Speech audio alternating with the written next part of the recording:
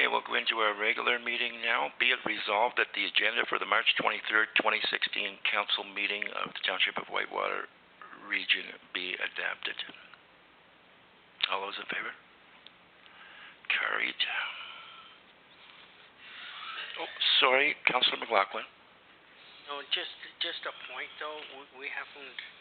Are we going to do this pecuniary interest?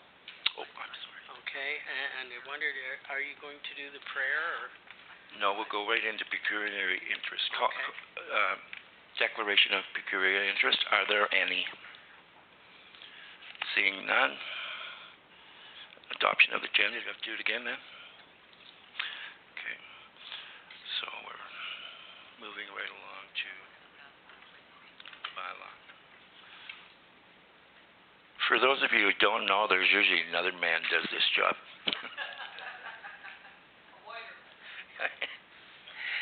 Okay, we're going to go to the bylaw that we talked about earlier.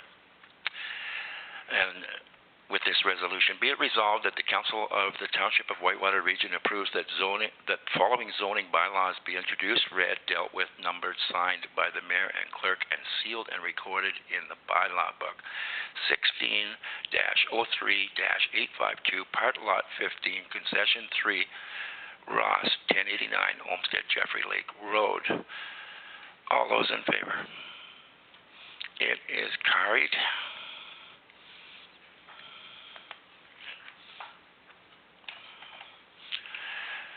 Be it resolved that the minutes of the February 17th, 2016 council meeting of the Township of Whitewater Region be adopted.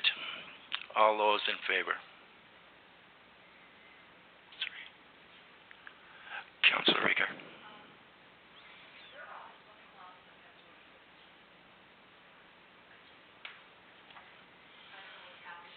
Mine's... What? Is it the gray one? Sorry.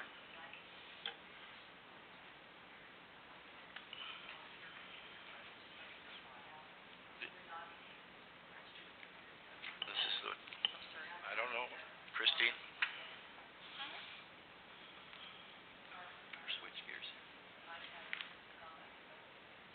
Yeah, I can comment. So there's some sheets that appear gray. Those are the minutes of the previous meeting. So you'll have to go to page 25, the adoption of the accounts. Yeah, the minutes of previous meetings have a gray background, so you should have minutes from the February 17th meeting.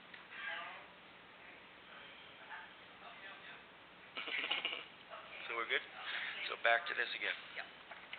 Okay, I'll read it again. Be it resolved that the minutes of the February 17th, 2016 council meeting of the Township of Whitewater Region be adopted. All those in favor? It is carried.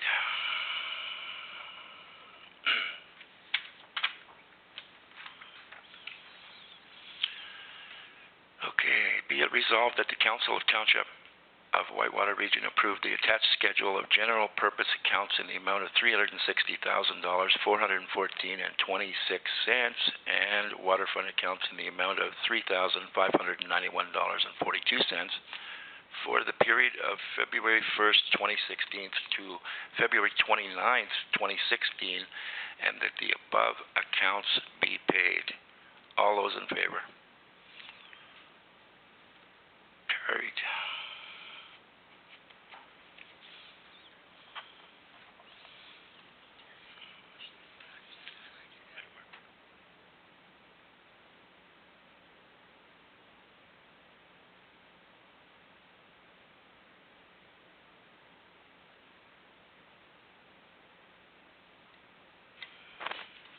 Now I'd like to move to a delegation, and I would invite Sharon Davidson to come forward, please.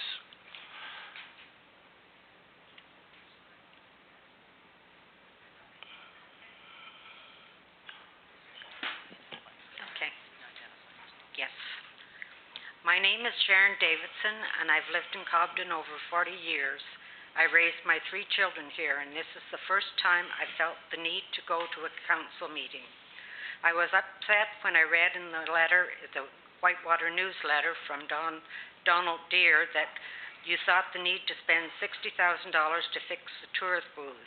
I guess you councillors haven't heard of GPS. But when I read in the Eganville Leader that our council was pondering assisting to a developer, BEI, by giving or lending them $470,000 to extend the water and sewage line to property that they are leasing to Whitewater Brewery Company, I felt I had to speak up.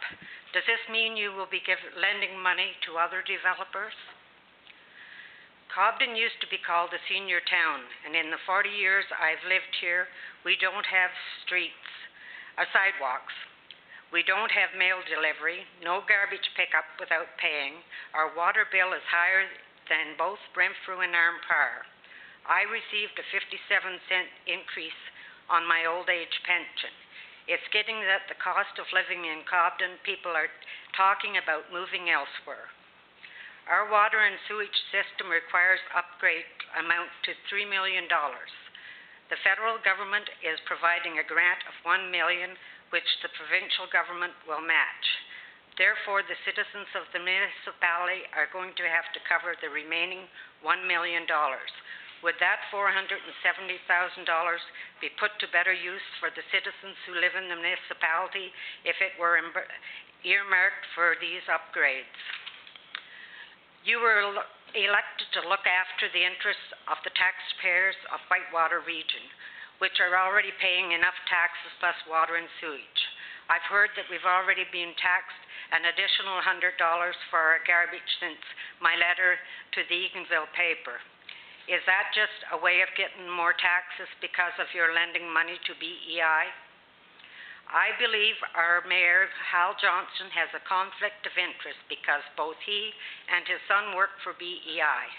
The dates that Hal Johnson spoke at council where he did not declare conflict of interest are February the 4th, 2015, May the 6th, 2015, November the 18th, 2015, December the 2nd, 2015, December the 16th, 2015, and for the first time on February the 3rd, 2016, Mayor Johnson finally declared a conflict of interest, but that was only because there was a lawyer present that informed him at that time he better make sure to declare he has a conflict of interest. On February the 17th, he also did a newspaper interview with Eganville Leader and openly discussed the subject of BEI and council. There was a closed-door meeting, special council meeting held on February the 4th, 2016, discussing BEI and this loan. Was Mayor Johnson present at that meeting? How many other closed-door sessions has he been present at discussing this subject? Why was this a closed meeting to the public? This matter is of public interest and should be discussed in front of the public. It states in the Municipal Conflict of Interest Act, duty of member, when present at a meeting at which matters considered, 5.1, where a member either or his or her own behalf or while acting for, by, with, or through another has any peculiar interest, direct or indirect, in any matter and is present at the meeting of the council or local board at which the matter is the subject of consideration, the member A shall, prior to any consideration of the matter at the meeting, disclose the interest and the general nature thereof.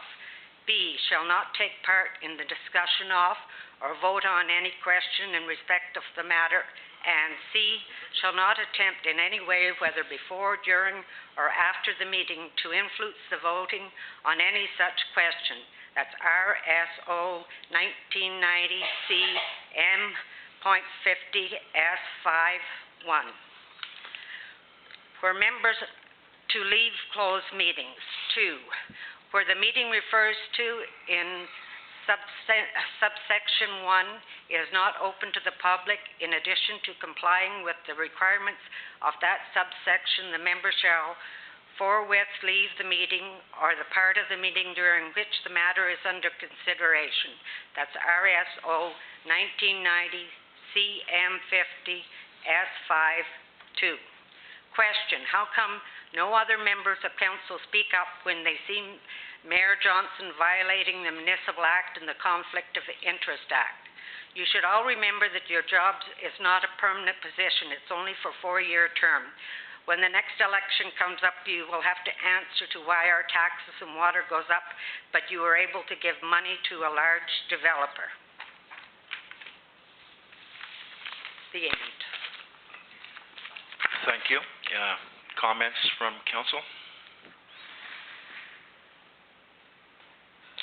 Councillor McLaughlin. I don't think, at least it hasn't been decided yet, if there's going to be any money given.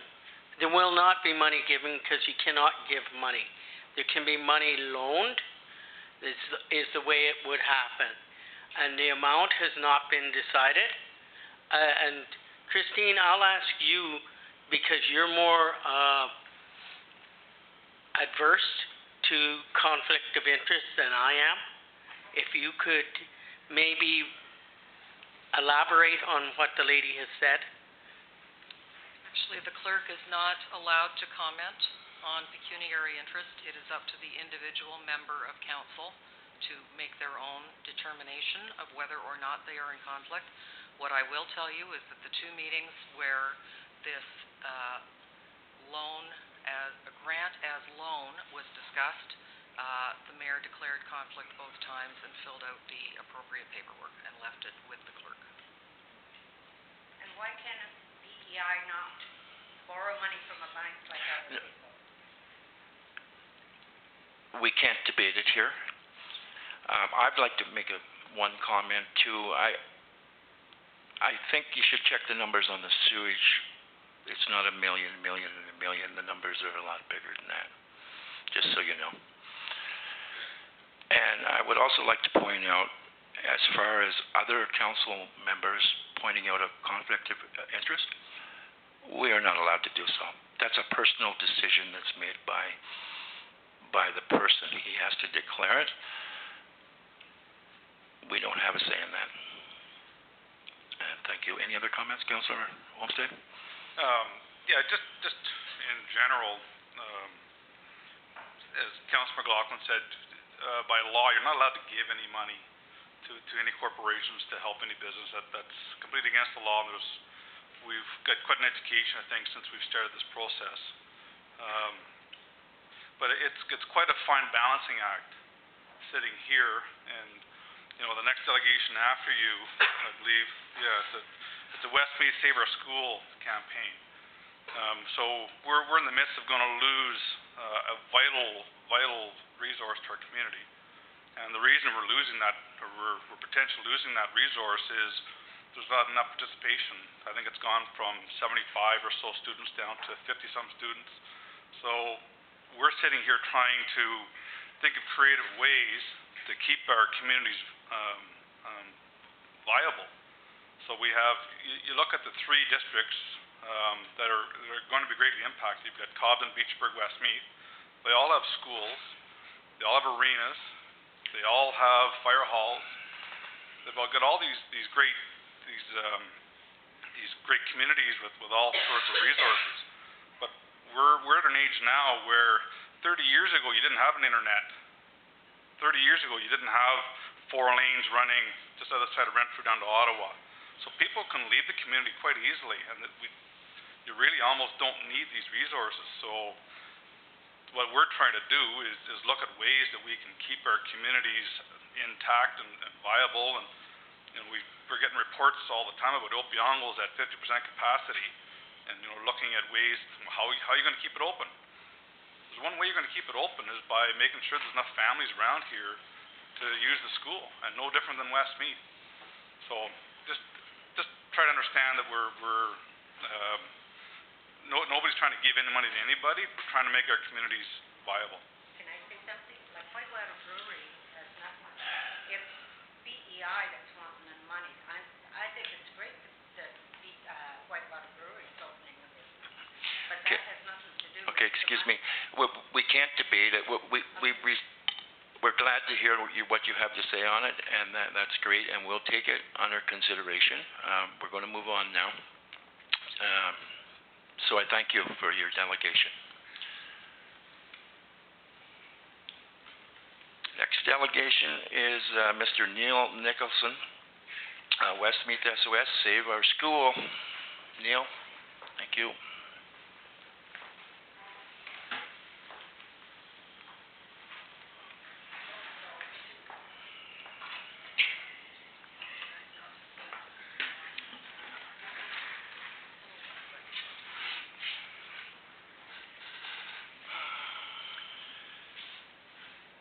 So my name is Neil Nicholson. I'm a resident of Westmeath and father of 4 kids that have either been in the school or have graduated from it.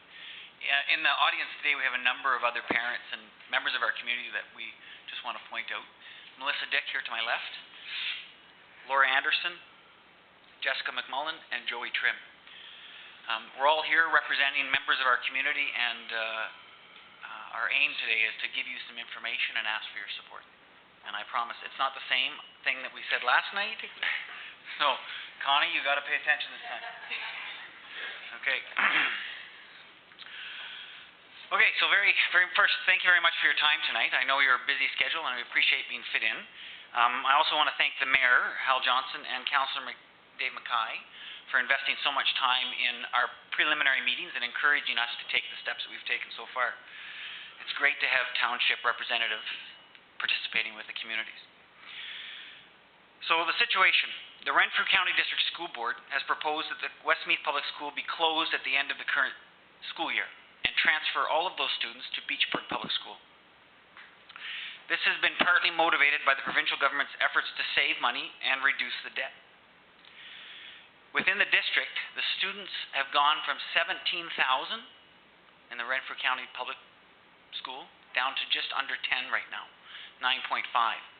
So there are schools across our district that all are running at below even 50% capacity. But right now, the school board is examining those schools with very low occupancy rates, and unfortunately, one of those is Westmeath. They're using what's called a modified pupil accommodation review. It's policy 15 that's available on the Ministry of Education website. This empowers the school board to do a very short 12-week review rather than the 24-week review that's required for a normal pupil accommodation review. The timeline started 1 March with the public release of the proposal and concludes with a trustee vote on the 31st of May. There is 1 public discussion on April 14th, 1 delegation opportunity on May 16th, and of course, the decision is then made 2 weeks after that. This shortened timeline, given that the normal process is 24 weeks, and that the normal process includes a community-based review board chaired by a superintendent of the school board, actually saves our school board money and time, but it simply doesn't allow for the communities or the political leadership of our municipalities in our county the time to explore alternate solutions, especially when rural community schools are being reviewed. There's some history online, and you can look at it. This was developed for areas where there are small towns where there's multiple public schools, and they can just combine and consolidate them. It doesn't consider some of the unique factors in a rural community. Schools are typically the last public institution in rural centers that are still there, and they're vital if we wish that these communities will prosper and contribute to the economic well-being of our municipality. A rural school encourages families to live in our community. It keeps farming families in their communities. It keeps our aging population young and active, and it contributes to the lifeblood of all of Whitewater Township. So as a result of that, we formed a committee, and I'll just get Melissa to say a couple words about the committee. No problem. Thank you, Neil. On March the 2nd, we did form a committee, and our committee is inclusive of members of our community, our, parents as well, residents, business owners, WDRA, so the rec association in our community, our churches, the Lions Club, the Riverview Social Club, and we still continue to have people coming in wanting to help us out and help us with trying to save our school. Currently, we do have a Facebook page set up for our process. We've decided to go electronic because that's the way it reaches a lot more people. We've got over 350 likes to this day on this page. We've also reached 9 different countries, including Canada, Turkey, China. We also do have a GoFundMe page, so if people want to help donate to our cause that aren't local, they're more than welcome to do that as well through our GoFundMe page. And then we are also selling our ribbons for our school. And part of that initiative happened back in 1977. When was the other time the school board tried to close Westmeath Public School? And what they did is, rather than do a petition, which just is a group of names, is that you had to buy a spot on the list. So right now that is what we're doing. You get a ribbon when you've paid for your spot on the petition. And right now our petition is at? We've raised over $500 already. So we're at about 250 people on our petition right now, community-wide. So again, another way to show our support, and not just that, but to bring our community together to make sure our voice is heard. I have to mention that as a committee and as taxpayers, we fully appreciate the requirement for the school board to manage our tax dollars in a responsible and prudent manner. But schools, again, specifically rural farming community schools, can't be examined just using figures or simply trying to minimize bus travel times. The aim of our committee is to ensure that our community members have a voice in the discussion, that every possible school board, municipal government option or combined option has been considered. We're not protesting against Beachburg or Beachburg Public School. There's nothing wrong with that school, and it's as good a school as ours. We just want to simply focus on Westmeath keeping its school, and thus keeping our community. Our intent is to ensure that the school board receives input not only from our committee and the residents of our community, but also from the key leaders within our business community, the township, the county, and of course our MPP. Rural communities are an important part of our county and our province, and they need to be invested in, not further reduced. To that end, you'll see that some of the businesses that have joined our committee are out of Beachburg even. Jeff Johnson, who is a construction house builder in our local area and has recently built, I think, 4 or 5 within the area of Westmeath, is all for it. And he completely appreciates, from a business perspective, that the health of Westmeath is health for his business. So he is completely on board, and he's assisting our committee and rallying all of the business owners in both communities to our cause. So our proposal. We acknowledge that if we want to influence the trustee decision on May 31st, we need to offer not just feedback and lots of emotional feedback, which we know will happen on their proposal, but we need to offer counter proposals that will enable the schools to remain open. The more we examine possible counter proposals amongst our committee and business members in our community, the more we realize that this cannot be done without other partners, and specifically the support of this township. Options like trying to reduce our building school footprint and therefore reducing the amount of vacancy that we have. Can we find another suitable organization, a private or public organization, or even some kind of hybrid organization, to lease the excess space in our school? Can we join forces with the separate school board in our community and maybe put them both in the same building and therefore keep school in our community? There are all kinds of different combinations that exist, but they require a partnership across not just the community, but our political leaders and the school boards. So we're seeking 3 things from the Whitewater Council. First, that you do not support the Renfrew County District School Board's proposal to close the Westmeath Public School.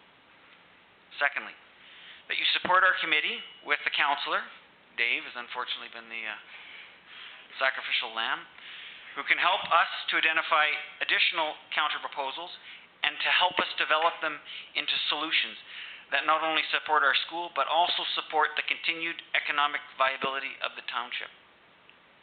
And the last one is to help us by working with the school board, Renfrew County, and if possible, the Ministry of Education, to explore other options that include retaining Westmeath Public School as an integral part of Westmeath and Whitewater Township. That concludes my delegation. I'd like to take questions, or can we ask for comments from other members of the committee as well? Is there time for me to ask for comments? Yes, we can take a few for sure. Thank you for your presentation.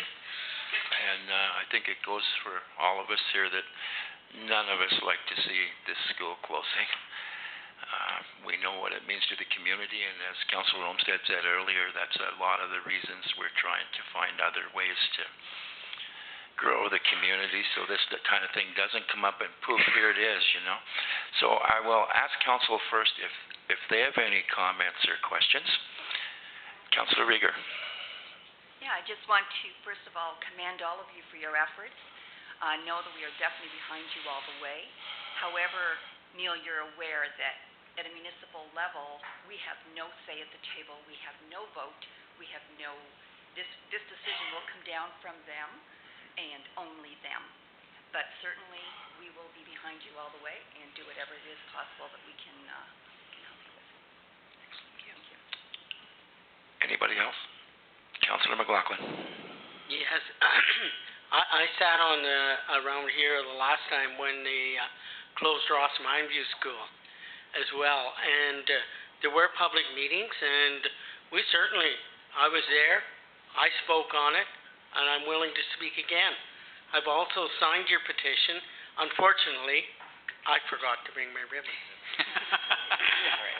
Okay, but I think we brought some extras for you. We do have extras. well, I do have it, and I certainly sympathize. And I was at there was a public meeting, and then after that, we protested at Renfrew County at the school board before their meeting, and certainly whatever's needed, because it is a very viable part, and we need to rally and we need to help you, support you people. And I certainly, for one, unfortunately I couldn't be there last night, but the next meeting is April 14th. April 14th, and I have that marked on my calendar, and I think hopefully that I for one will make sure that I'm there and will do whatever is asked by the committee. So can I make a comment back? Is that appropriate? Okay. So we appreciate the emotional response and the support. We're going to need it, and I think the trustees are human, and it's going to also help influence their decision. But I think the primary thing is we need to think more globally about a counter proposal, a solution that those trustees can grab onto. And I'll just throw one out as an example of something that we were talking about, two that we talked about last night. Unfortunately, I am going to repeat myself again. Okay? So the first one is a daycare. Daycares aren't just good for using up the access space in that school, but daycares will encourage the working parents that want to move to our rural community for our rural way of life, but work in Pembroke or wherever else they find a job, to stay in our community. But a daycare isn't something that we can just encourage a local business owner to operate. That may be an opportunity where we can do a public-private partnership or some kind of hybrid. The school board also has a responsibility for before and after school care. So maybe we could do a P3 relationship here. I can't initiate that at my level, but hopefully I can bring the parties together that can maybe discuss and explore that option realistically. The second thing is we know we've got 54 students in our public school, and there's 50 plus in the separate schools. Same building, same community. We need to consider, at least explore, bringing those together in the same building, because the same constraints the school board, the public school board is under, so is the separate. So if the separates just sitting waiting to see what results here before they do the same thing. So those are kinds of areas that we can't explore just at our level. We need to encourage other participants, and I've bent Dave's ear enough on it. Thank you. And I will allow any questions from the public, one or two anyway, if anybody has anything to say.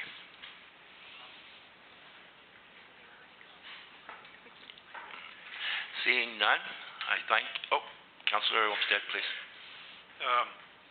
I assume one of the reasons why they're looking at closures is part of the package you provided us has an enrollment projection. And so I see in 2010, we had 73 students, and down to 2016, down to 56, I believe it says, 56 students. And then for the next 13 years to 2029, zero increase in students. That's right. So I think maybe one of the starting points might be to show them any kind of growth, and I'm sure Doug can provide some history of the last few years of maybe building permits, that kind of thing that have happened.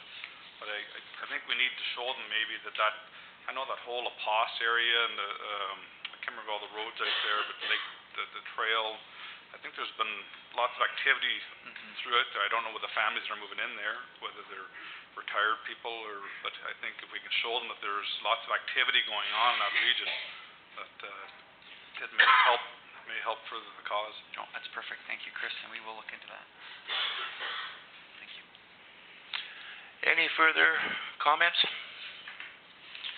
Okay, I thank you once again for Thank your you. delegation. Yeah.